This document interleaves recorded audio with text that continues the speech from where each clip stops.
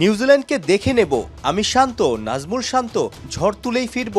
শরীরী ভাষায় এমন কিছুই যদি বুঝিয়ে থাকেন, সেক্ষেত্রে বলাই যায় সোমবার মিরপুরে রক্ষা নাই কিউইদের।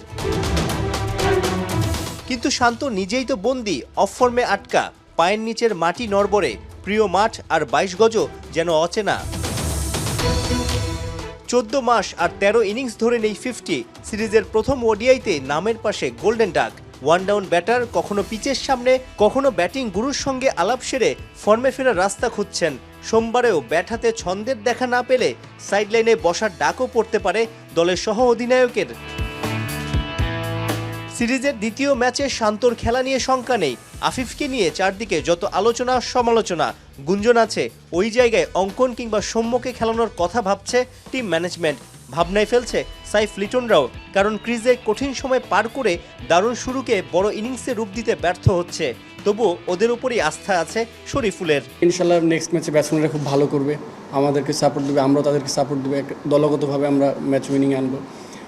ক্রিকেট খেলা এরকম আসেই যে এক ইউনিট ভালো করে আর এক ইউনিট একটু ফেল করে। প্রতিপক্ষের নামী ক্রিকেটাররা আইপিএলে আর পিএসএলে দ্বিতীয় সারির দল এসেই মিরপুরে বাঘেদের চেপে ধরল। ঢাকার প্রচণ্ড গরমেও ওরা পিচ বুঝে খেলে ম্যাচটা বাগিয়ে নিল। এক ম্যাচ হাতে রেখে সিরিজ জয়ের স্বপ্নও দেখছে কিউইরা। কতটা চাপে টাইগাররা?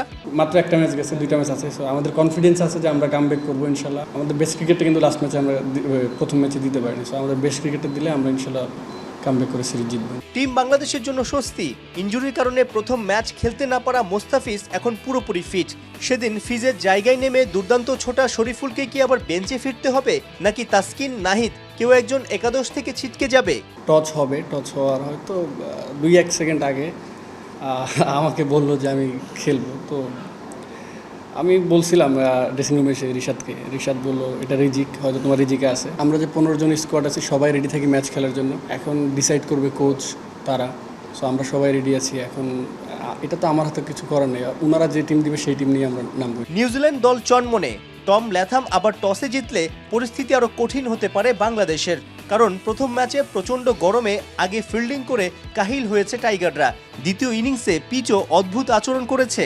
যে ওয়েদার, আমার মনে হয় যে এখানে ওয়ানডে খেলাটা হঠাৎ করে এসে, আমার কথাই বলি, আমি তো টি20 খেলে আসছি, তারপরে সাডেনলি আল্লাহর মতো ম্যাচ খেলছি, সো তারপরেও অ্যাডজাস্ট করে নিছি। সো আমার মনে হয় যে টসটা একটু ইম্পর্টেন্ট, সো দেখা যাক নেক্সট ম্যাচে এখন টস কী হয় তারপরে।